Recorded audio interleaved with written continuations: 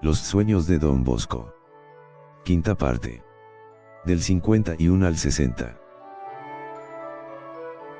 51. La perdiz y la codorniz. El 16 de enero de 1865, habló así Don Bosco a sus alumnos: quiero contarles un sueño que tuve anteayer. Me pareció encontrarme de viaje con todos mis alumnos actuales y con muchísimos más que llegaran a nuestras obras en los tiempos futuros. Llegamos a un campo lleno de árboles frutales y los alumnos desparramaron por todo el campo en busca de frutas. Unos comían higos, otros uvas, algunos comían duraznos y otros ciruelas. Yo estaba en medio de ellos y cortaba racimos de uvas y las repartía entre todos. Salimos de aquel campo y empezamos un camino muy difícil de andar. Estaba lleno de zanjas muy profundas y unas veces teníamos que subir, otras veces había que bajar y frecuentemente era necesario saltar. Los más fuertes lograban saltar pero los más débiles caían en la profunda granja. Quise buscar otro camino pero el sendero siguiente estaba lleno de piedras, de espinas, de barro y de hoyos y era imposible viajar por allí. Entonces el guía me dijo: sigan por este camino difícil, pero que los más fuertes lleven a los más débiles. Seguimos por el dificultoso camino y al final encontramos una cerca llena de espinas. Con dificultad nos abrimos paso por allí. Luego llegamos a un valle que tenía muy hermosos árboles y pastos, y era verde y ameno. Al llegar al valle vi a dos jóvenes, antiguos alumnos, y uno de ellos me dijo señalándome dos aves que tenían en sus manos: mire qué hermosas aves. ¿Y qué aves son esas? Una perdiz y una codorniz. ¿Y qué significa perdiz? Pues la perdiz tiene los significados de sus letras: P, perseverancia en hacer el bien; E, eternidad. Pensar en ella. R, recibirá cada uno según hayan sido sus obras. D, despreciar lo que es mundano y materialista. I, irá cada uno al sitio que se haya conseguido con sus obras. Y la Z, es la última letra: pensar en lo último que nos espera. Luego me presentó la codorniz y me dijo: recuerde que la codorniz es aquella ave que llegó en bandadas de miles y miles al desierto donde el pueblo de Israel estaba murmurando contra Dios porque no les enviaba carne para comer. Y volaban tan bajitas que con bastones lograban derribar. Y la gente comió tan de gula que esas carnes que se murieron muchísimos, porque mata más la gula que la espada. Éxodo 16. Este animal significa el gran peligro que hay para las personas en el comer de gula o en el beber de gula. La codorniz era hermosamente exteriormente, pero al levantarle las alas vi que estaba cubierta de llagas, y se fue volviendo tan fea y asquerosa y despedía un hedor tan insoportable que producía deseos de vomitar. Entonces empezaron a aparecer en el campo bandadas de perdices y de codornices, y los jóvenes se dedicaron a darles cacería. Y vi que todos los que comieron perdices se volvieron más fuertes, porque practicaban lo que sus letras significaban: pensar en la eternidad que nos espera y despreciar lo que es mundano y malo, y en cambio, los que comieron codornices se quedaron a mitad del camino y no me siguieron más, porque se dedicaron a comer de gula o a beber de gula o a cometer impurezas. Después de esto vi a dos jóvenes que llevaban una cinta morada de las que se les colocan a los difuntos y la extendieron, y enseguida apareció tendido y muerto uno de mis discípulos. Pero no logré reconocer de quién se trataba. Pregunté a los dos jóvenes quién era el difunto pero no me quisieron decir su nombre. Luego aparecieron bastantes alumnos más que me decían: Don Bosco, ha muerto un discípulo suyo. Les pregunté quién era el muerto pero nadie me quiso decir su nombre. Y en ese momento me desperté. Estaba totalmente cansado como si hubiera viajado toda la noche. Explicación: el 18 de enero Don Bosco les dijo a sus alumnos: varios desean saber el significado del sueño que les narré la vez pasada. Pues les digo que la perdiz es la representación de la virtud y de la buena conducta y la codorniz representa al vicio y al mal comportamiento. Y noten bien que la codorniz parecía muy hermosa por fuera pero por dentro debajo de las alas estaba llena de llagas y olía muy mal. Es la representación de quienes cometen pecados impuros. Por fuera parecen buenas personas, pero el alma la tienen asquerosa y repugnante. Y noté que algunos pudiendo comer codorniz, sin embargo no la quisieron aceptar. Son los que tienen ocasiones de ser viciosos, pero no aceptan cometer pecados. Otros en cambio alternaban, un rato comían perdiz y otro codorniz. Son los que a ratos se dedican a ser buenos, y a ratos son malos.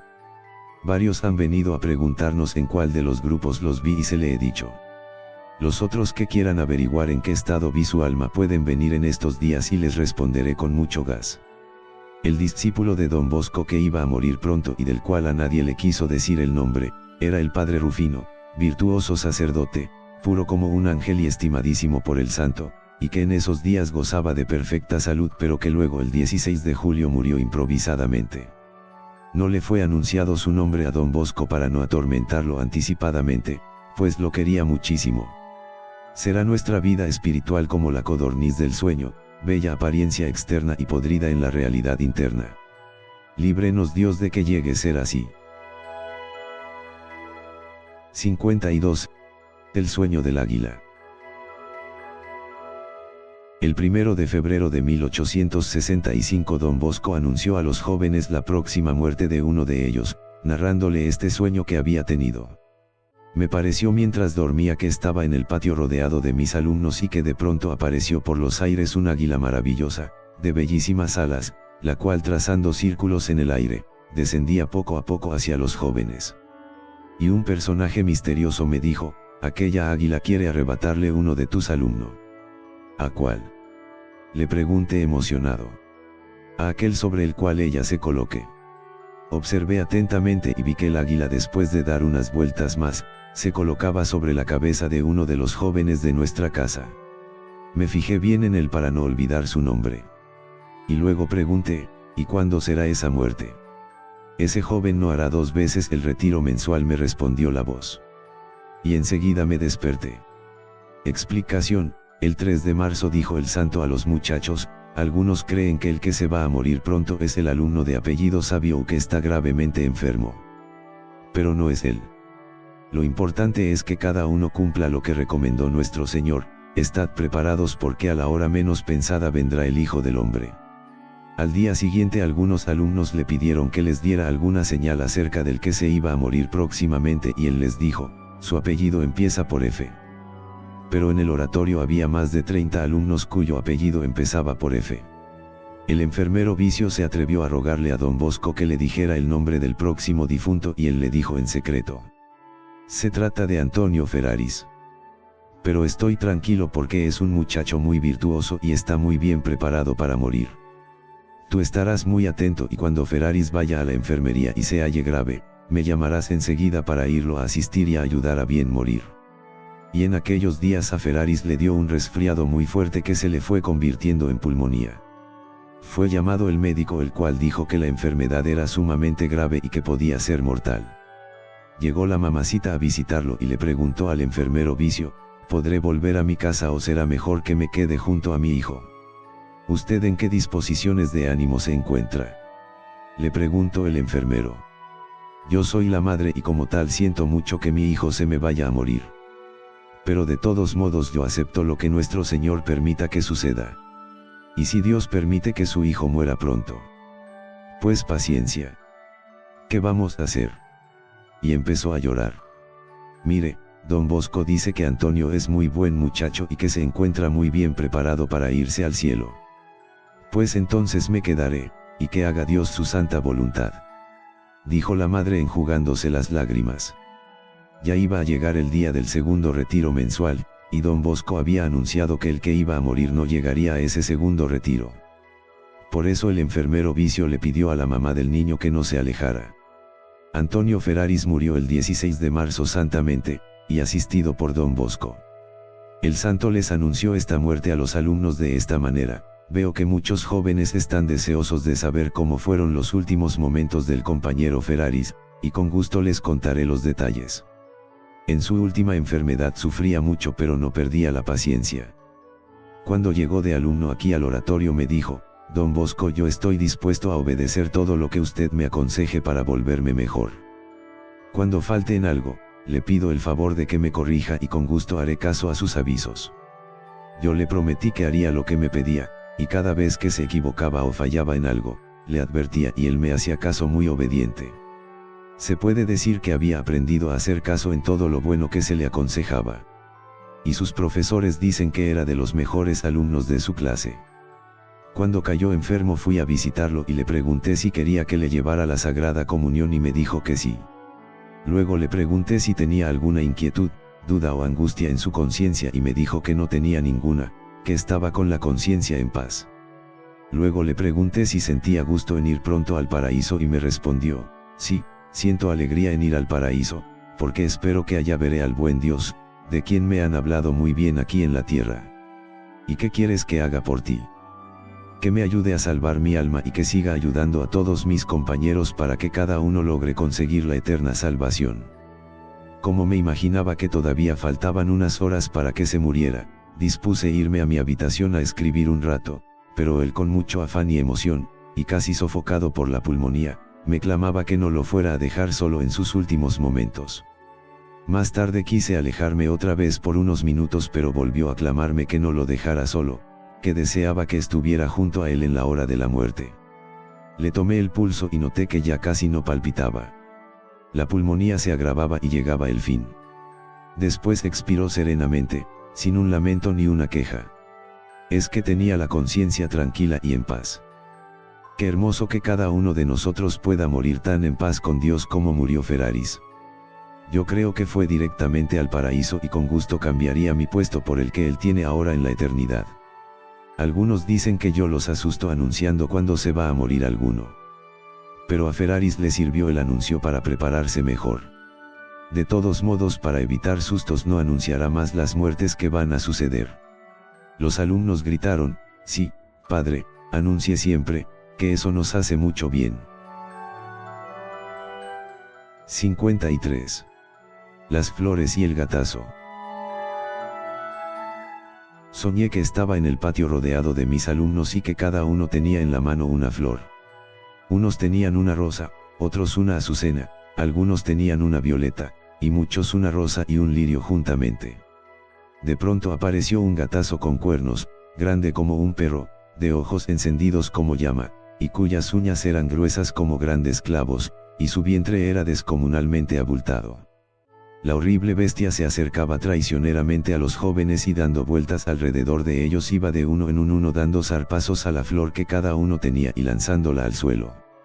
Yo, ante tamaña bestia sentí un gran miedo y me llamaba la atención que los jóvenes a quienes les robaba sus flores y las lanzaba al suelo se quedaban sin inmutarse ni afanarse. Cuando me di cuenta de que el gatazo se dirigía hacia mí para robarme también mis flores, quise salir corriendo pero una voz me dijo, no huya. Dígales a los muchachos que levanten la mano y el brazo y así el gato no logrará arrebatarles sus flores. Me detuve y levanté el brazo. El gatazo hacía inmensos esfuerzos por arrebatarme las flores que yo tenía en la mano, pero como él era tan pesado y barrigón, caía torpemente a tierra. Y me fue dicho que la azucena o lirio que llevamos en la mano es la santa virtud de la pureza o castidad, a la cual el diablo le hace guerra continuamente. Que los que levantan la mano son los que rezan, se confiesan, asisten a misa y comulgan. Y que los que no levantan la mano y se dejan robar sus flores son los que comen y beben de gula y se pasan tiempos sin hacer nada, sin dedicarse seriamente al estudio y a los trabajos que tienen que hacer. Que se quedan sin levantar la mano y son robados por el diablo los que se dedican a las malas conversaciones o a leer libros malos o revistas impuras, y los que no hacen mortificaciones ni sacrificios, y no evitan las ocasiones de pecar. Jesús decía, ciertos malos espíritus no se alejan sino con la oración y el sacrificio. Les recomiendo a todos que levanten su brazo rezando con devoción cada mañana y cada noche, confesándose frecuentemente y comulgando con fervor, haciendo cada día una visita a nuestro Señor en el Santísimo Sacramento en el templo, rezando el Santo Rosario y dedicándose con esmero al estudio y a hacer cada uno lo que tiene que hacer. Esto hará que la santa virtud de la castidad y de la pureza se logre conservar, por más ataques que el diablo emprenda contra ella. 54. Los monstruos y los jóvenes. En 1865 estaba hospedado en la casa del señor obispo de Cuneo y tuve allá el siguiente sueño. Me pareció estar viendo jugar en el patio a un gran número de jóvenes con entusiasta animación. Esto me alegraba mucho porque cuando los jóvenes juegan con toda su alma entonces el demonio tiene poca ocasión para atacarlos. Pero de pronto se hizo un profundo silencio y apareció en la puerta un monstruo horriblemente feo que caminaba con la cabeza baja y como preparándose para lanzarse al ataque. Enseguida aparecieron por el patio muchos monstruos como el anterior pero más pequeños, y los muchachos fueron quedando acorralados contra las paredes y muchos jóvenes quedaron tendidos por tierra y como muertos. Ante aquella escena tan dolorosa lancé un grito tan fuerte que me desperté, y se despertaron también el señor obispo y sus familiares y su vicario, asustados ante semejante grito. Yo creo que ese monstruo es el demonio o el pecado y que sus compañeros son las tentaciones y deseo de hacer el mal. Contra estos enemigos les aconsejo dos remedios: la comunión bien hecha y visitas frecuentes a Jesús en la Santa Eucaristía en el templo. Quieren que el Señor les conceda muchos favores. Visítenlo frecuentemente en el templo.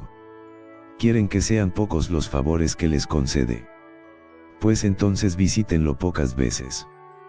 Quieren que el demonio los asalte. Pues dejen de visitar a nuestro Señor en el templo. Pero desean que el espíritu del mal huya de ustedes.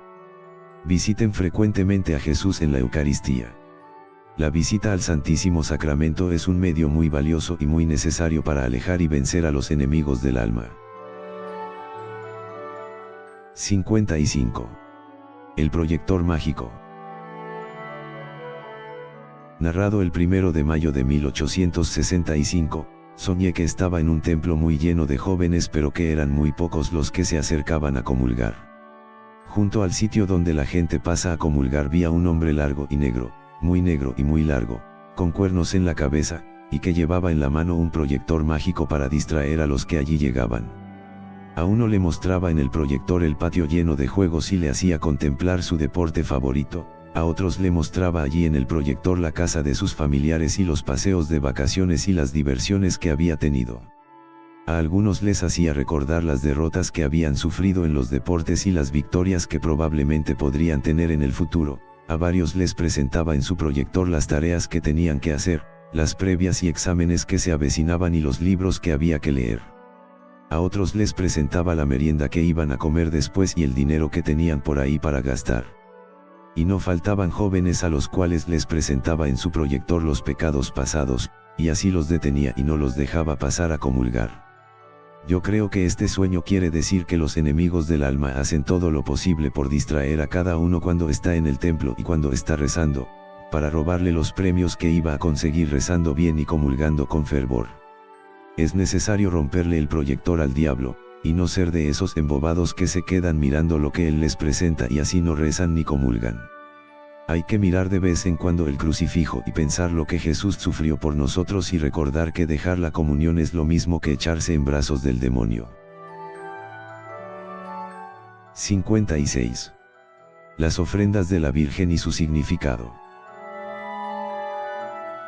El 30 de mayo de 1865 contó don Bosco el siguiente sueño: contemplé un gran altar dedicado a la Virgen y muy hermosamente adornado. Vi a todos mis discípulos avanzando en procesión hacia él. Cantaban una canción a la Virgen, pero no todos del mismo modo. Unos cantaban con exactitud y muy afinados y con hermosa voz. Otros cantaban con voz ronca y desentonados y fuera de tiempo. Había algunos que estaban callados sin cantar. Y varios se salían de la procesión y se iban a otros sitios, y varios bostezaban aburridos y sin fervor. No faltaban quienes ponían zancadillas a los otros y se reían burlonamente. Todos llevaban regalos para ofrecérselos a la Virgen Santísima. Cada uno tenía en sus manos un ramo de flores, unos más grandes, otros más pequeños. Unos llevaban rosas, otros claveles, otros violetas. Pero algunos llevaban regalos muy raros. Por ejemplo, uno llevaba una cabeza de cerdo. Otro un gato.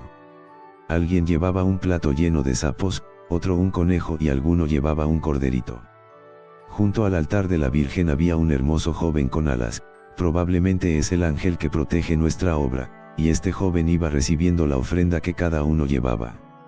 A los que presentaron hermosos ramos de flores les recibió con gusto su ofrenda y la colocó junto a los pies de Nuestra Señora. A otros, al notar que en su ramo de flores traían algunas ya marchitas, desató el ramillete y sacó las marchitas y las echó a la basura, y las demás las colocó junto al altar. A algunos no les recibió las flores que presentaban porque eran flores sin perfume, y la Virgen quiere realidades y no solo apariencias. Los ramilletes de flores de algunos tenían espinas y clavos entre las flores. El ángel quitó las espinas y clavos antes de colocar las flores junto a la reina del cielo. Cuando llegó el que llevaba un cerdo, el ángel le dijo: ¿Cómo te atreves a presentar ese regalo? ¿No sabes que el cerdo representa los pecados de impureza, y que María es la más pura de todas las criaturas? Retírate y no presentes esa ofrenda. Llegaron los que llevaban un gato y el ángel les dijo: retírense. ¿No saben que el gato representa a los que roban? Eso significa que se dedican a quitar cosas, dineros, libros, alimentos, etc., y que malgastan el dinero que sus padres pagan por ellos, porque no estudian, y destrozan sus vestidos sin importarles lo que cuestan. Y los hizo apartarse a un lado. Llegaron luego los que llevaban platos con sapos y el ángel les respondió: los sapos representan a los que dan escándalos y malos ejemplos a los demás. La Virgen Santísima no recibe esas ofrendas y se retiraron avergonzados. Luego avanzaron unos con un puñal clavado en el corazón. Significan los que reciben sacramentos estando en pecado mortal. El ángel les dijo: no se dan cuenta de que llevan la muerte en el alma, tienen nombre de vivos pero están muertos, dice el Apocalipsis. Por favor, que les quiten ese cuchillo del corazón. Y estos fueron también colocados aparte y lejos del grupo. Enseguida llegaron los demás que llevaban conejos, corderos, pescado, uvas y nueces. El ángel recibió todo y lo puso junto al altar y después de separar los buenos de malos se hizo formar ante el altar a todos aquellos cuyas ofrendas sí habían sido aceptadas. Y con tristeza del alma pude notar que el número de los que no habían sido aceptados era más numerosos de lo que yo me había imaginado.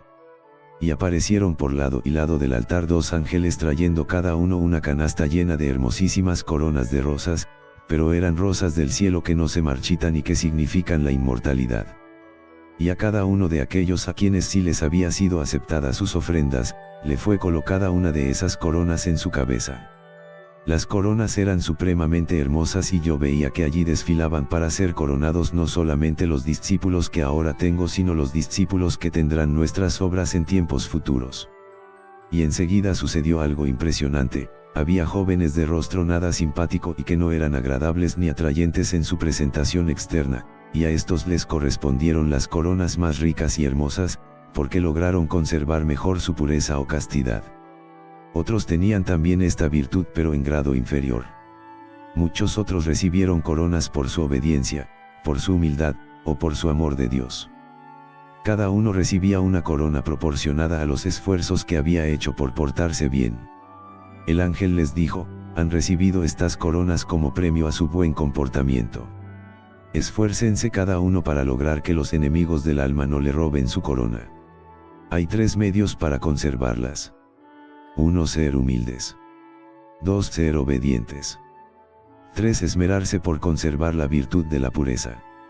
Estas 3 virtudes, humildad, obediencia y pureza, los harán agradables ante la Virgen María y les conseguirán una corona infinita de premios en el cielo.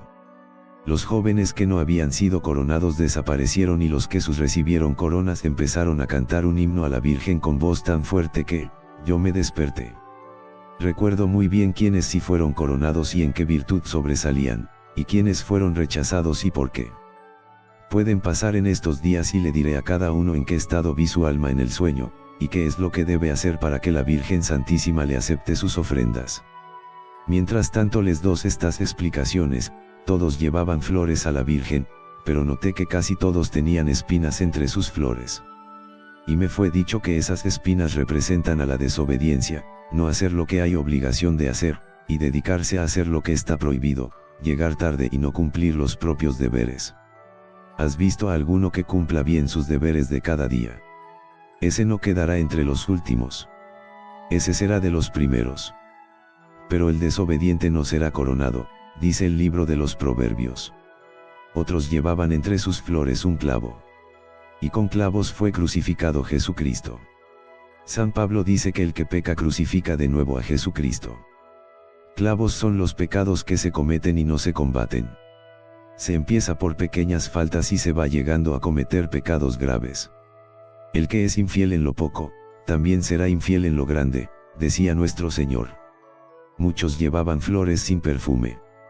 Son las obras buenas que se hacen sin querer apartarse del pecado o que se hacen por ser vistos y ser felicitados y no por agradar a Dios. Esas obras buenas son rechazadas. Dice el Salmo 49, el Señor Dios dice al pecador obstinado, ¿por qué andas diciendo que me amas, tú que desprecias mis mandatos y no los quieres cumplir? Te acusaré de esto y te lo echaré en cara. Pero el ángel permitía que los que quisieran fueran y arreglaran sus ramilletes y les quitaran las espinas y los clavos y las flores sin perfume y volvían, y entonces sí se les aceptaba su ofrenda. Así que cada uno puede proponerse enmendar sus errores y malos comportamientos y entonces sí eran aceptadas sus ofrendas. 57. El sueño de la inundación. El 1 de enero de 1866 Don Bosco habló así al alumnado: soñé que me encontraba cerca de un pueblo parecido a Castelnuovo. Los jóvenes jugaban alegremente en un campo, cuando de pronto se vio aparecer en el extremo de la llanura una gran inundación, que crecía por momentos y amenazaba ahogarnos a todos. Era que el río Po se había desbordado y sus olas llegaban como grandes ríos. Nosotros corrimos a refugiarnos en un edificio viejo y alto que había servido antes de molino. Las aguas subían más y más, nosotros teníamos que ir ascendiendo hacia los pisos superiores de aquella edificación. Todos los alrededores eran un inmenso lago. Ya no se veían bosques ni pueblos, ni ciudades, sino agua y más agua. Ante tan terrible peligro y viendo que no se encontraba cómo librarnos de aquella inundación, empecé a animar a mis discípulos diciéndoles que pusiéramos toda nuestra confianza en la ayuda de Dios y en la bondad de nuestra querida Madre María. El agua subió hasta el techo de aquella habitación y nosotros estábamos llenos de terror, cuando de pronto apareció una enorme barca, flotando cerca del sitio donde estábamos. Cada uno quería ser el primero en saltar a la barca para librarse de ser devorado por las aguas, pero ninguno se atrevía porque no la podíamos acercar a la casa. Solamente había un medio que nos podía permitir llegar hasta la barca, era un enorme tronco de árbol, largo y estrecho. Pero pasar sobre él resultaba peligroso, pues un extremo del árbol estaba apoyado en la balsa que no dejaba de moverse al impulso de las olas. Me llené de valor y pasé primero por sobre aquel tronco y llegué a la barca y luego encargué a algunos sacerdotes clérigos que unos se dedicaron a apoyar a los que se subían sobre el tronco y otros desde la barca les dieron la mano a los que venían llegando. Pero, caso curioso, los sacerdotes y clérigos se cansaban muy pronto de aquel trabajo y se desanimaban por tanto cansancio. Entonces me dediqué también yo a ayudar a pasar gente, pero muy pronto quedé rendido de cansancio. Y sucedió que muchos jóvenes, dejándose llevar por la impaciencia, improvisaron un nuevo puente con una tabla y se dispusieron a pasar por allí, con gran peligro de caerse al agua. Yo les gritaba: cuidado, por favor. Deténganse, que se van a caer a las aguas.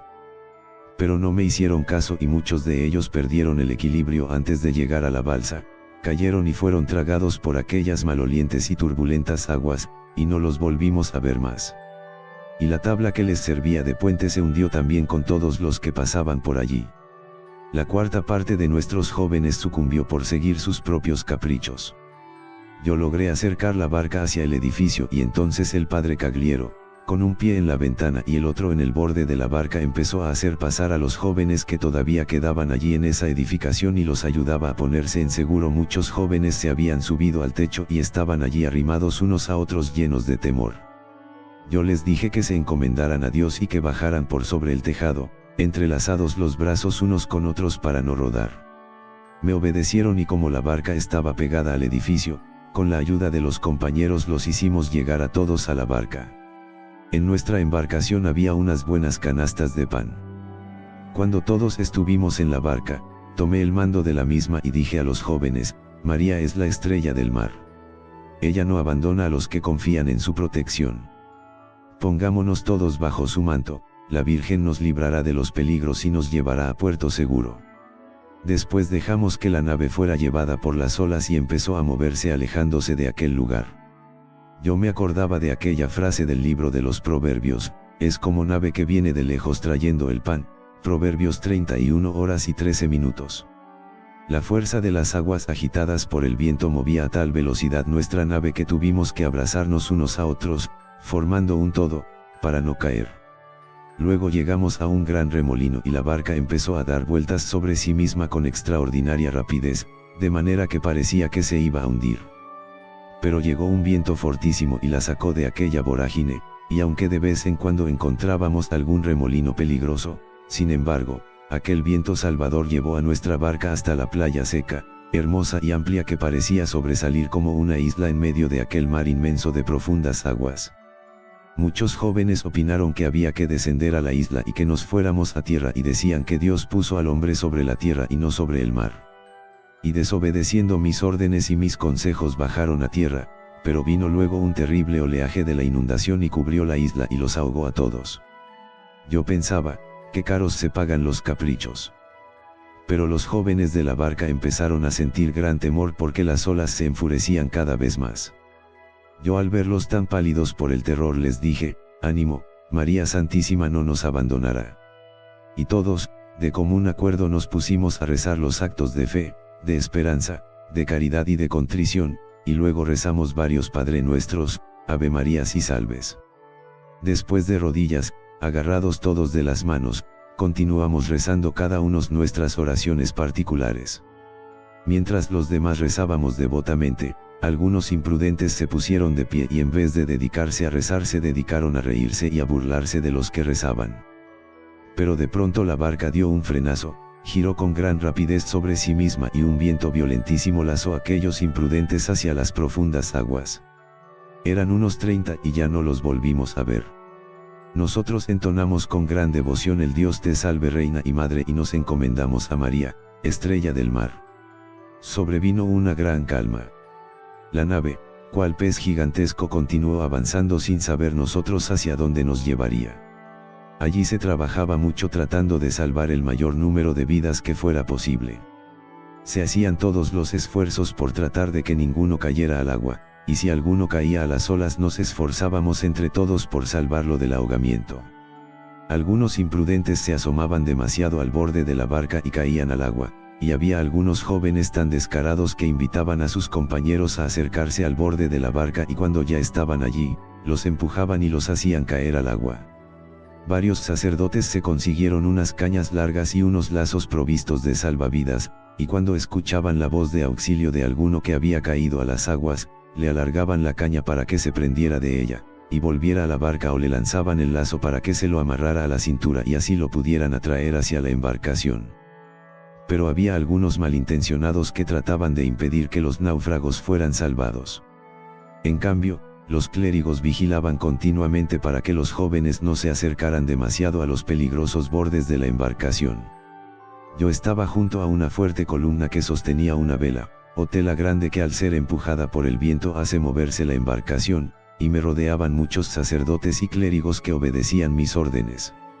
Mientras todos obedecían, el viaje transcurrió en paz, alegría y tranquilidad, pero de pronto algunos empezaron a sentirse descontentos de estar allí, les parecía demasiado incómoda la barca y decían que era mejor buscar tierra lo antes posible. Murmuraban diciendo que los alimentos se nos acabarían y que no tendríamos después con qué comer. Discutían y me desobedecían. Yo trataba en vano de calmarlos y animarlos. Y entonces aparecieron otras barcas que viajaban en dirección distinta a la de la nuestra y el grupo de rebeldes e imprudentes dispuso tender unas tablas sobre las aguas y pasarse a esas barcas. Yo sentí mucha tristeza al ver que se alejaban, porque sabía que iban en busca de su propia ruina. Y empezó una fuerte tempestad y las olas gigantescas fueron hundiendo una por una las embarcaciones que se habían llevado a los rebeldes, y la noche se hizo negra y oscura y a lo lejos se escuchaban los gritos angustiados de los que se hundían entre las olas. Todos perecieron, qué oportunas eran entonces las palabras del Salmo 69, Dios mío sálvanos, que las aguas nos quieren ahogar. Mi oración se dirige a ti Dios mío, que me escuche tu gran bondad. Líbrame de las aguas tormentosas. Que no me hunda en las aguas sin fondo, que no me arrastre la corriente, que no se cierren las olas sobre mí. Estoy en peligro Señor, respóndeme enseguida. El número de mis discípulos que se conservaban a salvo había disminuido mucho. A pesar de todo, Con la confianza puesta en la Virgen, después de una noche tenebrosa, la nave llegó finalmente al amanecer, a un paso estrechísimo, entre dos playas llenas de barro, y de muchos restos y pedazos de embarcaciones destrozadas y hundidas por el vendaval. Y vimos que alrededor de la barca pululaban enormes y temibles arañas, sapos, serpientes, tiburones, víboras venenosas y miles de animales feroces. Sobre unos sauces que colgaban sus ramas hacia el agua, había unos gatazos deformes que desgarraban restos de cuerpos humanos, y unos micos de gran tamaño que trataban de herir con sus uñas a nuestros jóvenes, pero estos atemorizados se agachaban y se libraban de aquellas amenazas. Y allí en aquel arenal encontramos muchos de los que habían desaparecido entre las olas. Eran cadáveres y estaban totalmente destrozados. Uno de los jóvenes gritó: «Miren a fulano, lo está devorando un monstruo. Miren a sutano, lo está devorando otro monstruo». Y seguían diciendo los nombres de los que eran víctimas de aquellas fieras. Los demás compañeros miraban aquella escena con verdadero temor. Y enseguida se presentó ante nuestros ojos otra escena todavía más espantosa, un horno inmenso lleno de fuego violentísimo y en él millares de personas convertidas en brasas ardientes que saltaban por los aires gritando y volvían a caer entre las tremendas llamas, como cuando hierve una olla llena de legumbres. Y sobre el horno había un letrero que decía: «Pecar contra el sexto mandamiento y contra el séptimo, eso es lo que hace caer aquí». Más allá había una elevación de tierra llena de árboles desordenadamente dispuestos, entre ellos se agitaban muchos de mis discípulos que habían caído a las aguas y se habían alejado de nosotros durante el viaje. Bajé a tierra sin asustarme por el peligro que corría, me acerqué y vi que tenían los ojos, los oídos y el corazón llenos de insectos y de gusanos que les roían, causándoles agudísimos dolores. Uno de ellos sufría más que los demás. Quise acercarme a él para ayudarle, pero huía de mí, escondiéndose detrás de los árboles. Uno de aquellos jóvenes abrió su camisa y apareció su cuerpo rodeado de serpientes. Otro llevaba serpientes junto a su corazón. Les señalé a todos ellos una fuente de aguas termales curativas, y los que fueron a bañarse allí quedaron curados de todas sus heridas y subieron otra vez a la barca. Pero varios de los heridos no quisieron hacerme caso y no fueron a bañarse a las aguas curativas, y allí se quedaron. La balsa, empujada por el viento, atravesó aquel estrecho y entró de nuevo en la inmensidad de las aguas. Como recordaba entonces lo que dice el Salmo 106, estaban enfermos por sus maldades y por sus culpas eran afligidos, pero clamaron al Señor Dios en su angustia, y Él los libró de sus tribulaciones. Dios hizo aparecer un viento tormentoso que alzaba las olas a lo alto y hacía subir mucho y luego bajar hacia el abismo, y los navegantes se tambaleaban y su vida se marchitaba, pero clamaron al Señor en su angustia, y Él los sacó de su tribulación. Apaciguó la tormenta y la convirtió en suave brisa, calmó las olas del mar y los condujo al deseado puerto de la paz. Esta descripción se cumplió en nosotros. Entonamos un canto a la Santísima Virgen por habernos protegido tanto, y al instante, como si la Reina del Cielo les hubiera traído una orden, se suavizó el viento y se aquietó el mar, y la balsa empezó a deslizarse suave y rápidamente sobre las tranquilas aguas. Luego apareció en el cielo un bellísimo arco iris y en él un enorme letrero que decía: «Madre y Reina de todo el universo, María». Y apareció en el horizonte una tierra amenísima, llena de bosques con toda clase de árboles. Era un panorama tan encantador como uno no se lo puede imaginar, y lo iluminaba una bellísima luz de atardecer, que llenaba el ánimo de tranquilidad y paz. Y la barca, llegando hacia la orilla, se detuvo junto a una plantación de uvas. Los jóvenes me preguntaron: «Don Bosco, ¿ahora sí podemos bajar a tierra?». Yo les respondí que sí, y entonces hubo un griterío general de alegría. En la plantación de uvas había unos racimos semejantes a los de la tierra prometida, de los cuales dice la Santa Biblia que para llevar un racimo se necesitaban 2 hombres. Números 13:23, y en los árboles frutales había las más variadas frutas, de sabores riquísimos. En medio de aquel remolino de frutales había un gran castillo, rodeado de un delicioso y ameno jardín y defendido por fuertes murallas. Nos dirigimos a aquel edificio para visitarlo y se nos permitió la entrada. Estábamos muy cansados y con muchísima hambre. Y allí nos tenían preparada una hermosísima y enorme mesa llena de los alimentos más exquisitos que imaginarse pueda. Cada uno pudo comer a su gusto todo lo que quiso. Cuando terminábamos de comer entró al salón un joven hermosísimo, vestido muy elegantemente, el cual con gran educación y amabilidad nos fue saludando a cada uno llamándonos por nuestro propio nombre. Al vernos tan maravillados por todas las bellezas que estábamos contemplando nos dijo, esto no es nada. Vengan y verán cosas mejores. Lo seguimos y desde el balcón nos mostró los hermosos jardines y prados y nos dijo que allí podríamos recrearnos a nuestro gusto. Luego nos fue llevando de sala en sala y cada una era más hermosa y elegante que la anterior. Abrió después una puerta que comunicaba a un templo. Por fuera parecía de pequeña estatura, pero apenas entramos en aquel recinto nos dimos cuenta que era tan inmensamente grande que apenas si se alcanzaban a ver los lados opuestos, y si algunos se colocaban a otro extremo casi no los alcanzábamos a ver.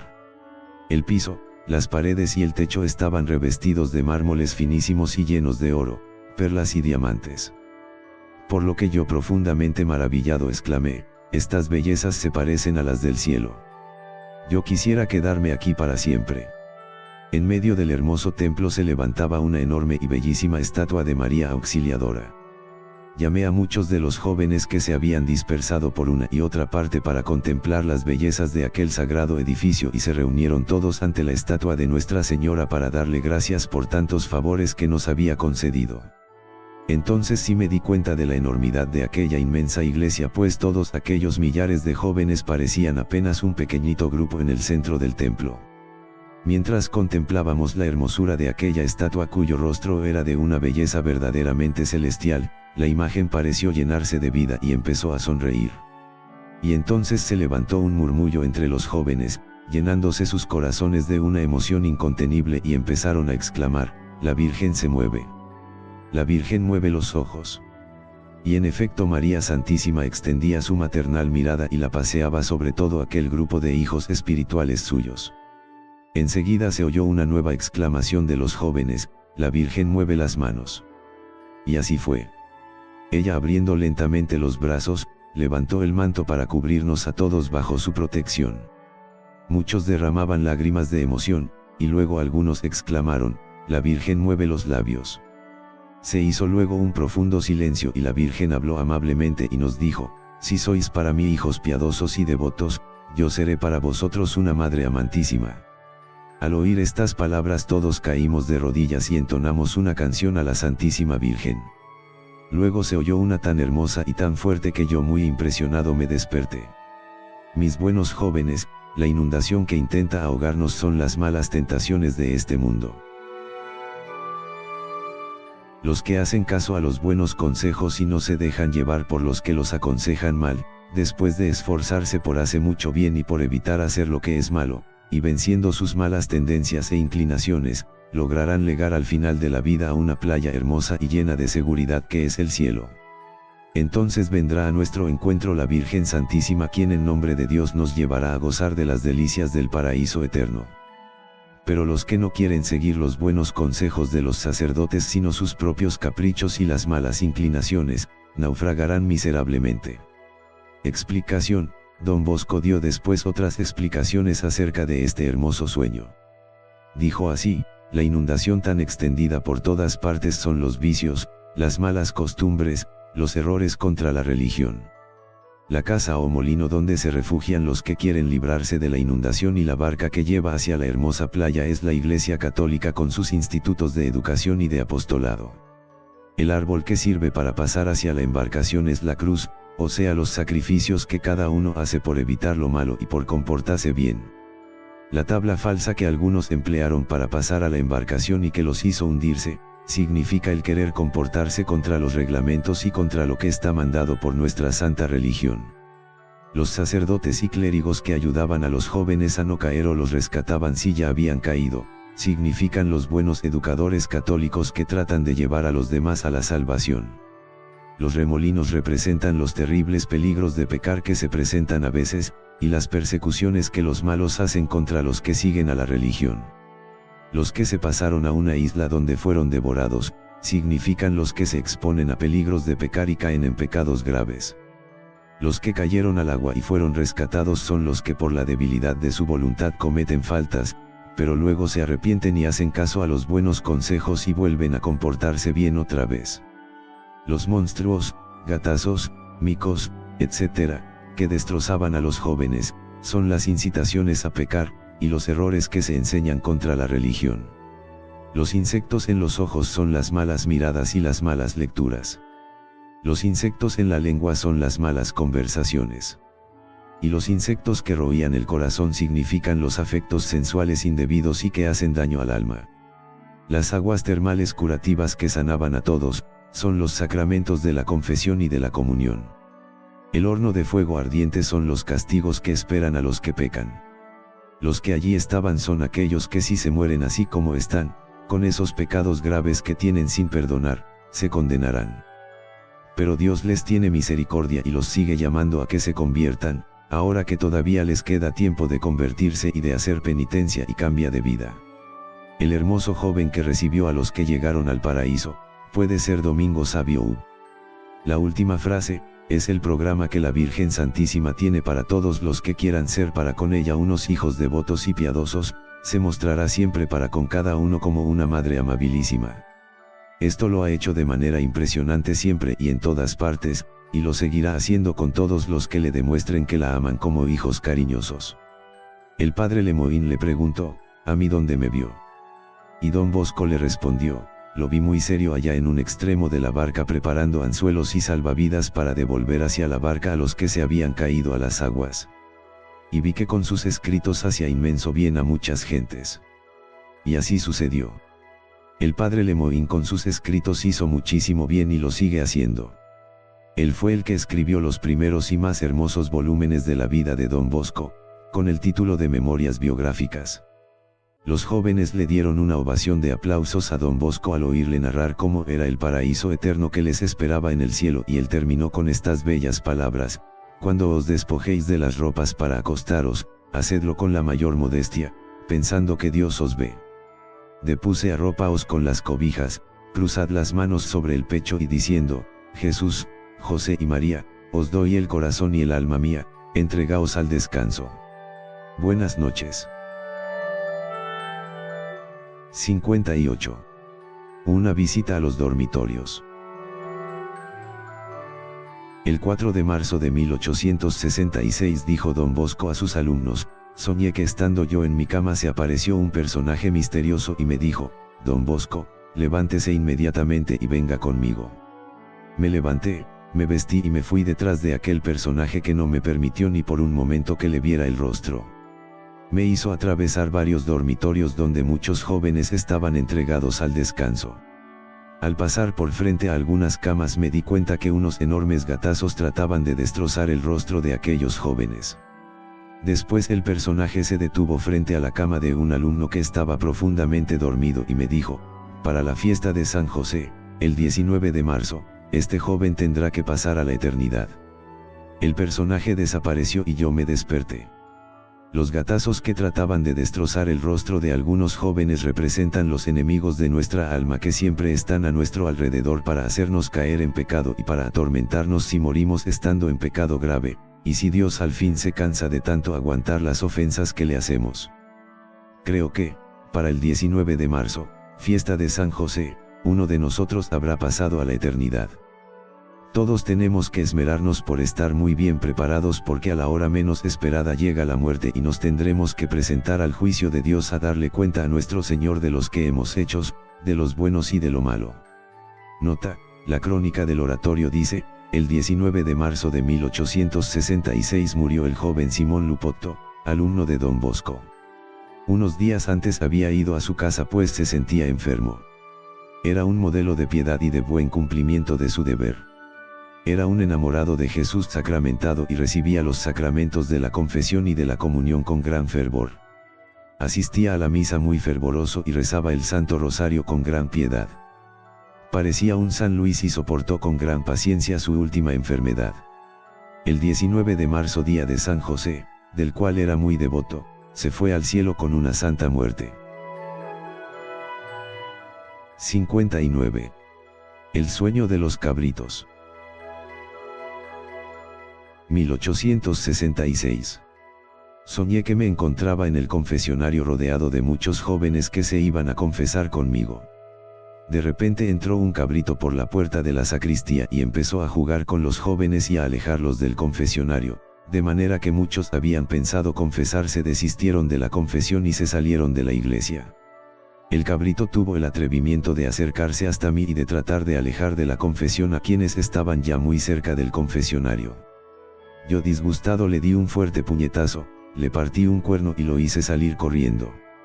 Luego soñé que me revestía para celebrar la Santa Misa y que al empezar el santo sacrificio entraba en la iglesia una multitud de cabritos, y que en el momento de la comunión los cabritos se fueron de banca en banca distrayendo a los alumnos para que no pasaran a comulgar. Y consiguieron que muchos no comulgaran. Estos cabritos son los enemigos del alma que con distracciones y afectos desordenados alejan a las personas de la confesión y de la comunión. 60. Las espadas y los números. 1866. Soñé que pasaba frente a las camas de los alumnos que dormían y que sobre cada alumno veía una espada colgada, la muerte, y en la cabecera de cada uno había un número que indicaba los años que va a vivir en la tierra. Muchos jóvenes fueron a preguntarle qué había visto junto a su cama. A uno le dijo, cuando cumplas los 60, prepárate a partir para el otro mundo. Y así sucedió, murió 45 años después, cuando acababa de cumplir los 60 años. El jovencito Tomatis le preguntó si le quedaba todavía mucho tiempo de vida y don Bosco le respondió, te podría decir el tiempo exacto de vida que te queda, pero no te conviene. No te preocupes, vivirás largos años y serás sacerdote de don Bosco y gastarás mucho tiempo salvando almas. El joven estaba en primer año de bachillerato. Después de muchas dudas y peligros llegó a ser sacerdote de la comunidad fundada por don Bosco. Como misionera en América estuvo varias veces en gravísimos peligros de muerte arrastrado por las corrientes de los ríos, y se libró milagrosamente de esos peligros. Por 37 años fue sacerdote misionero en América.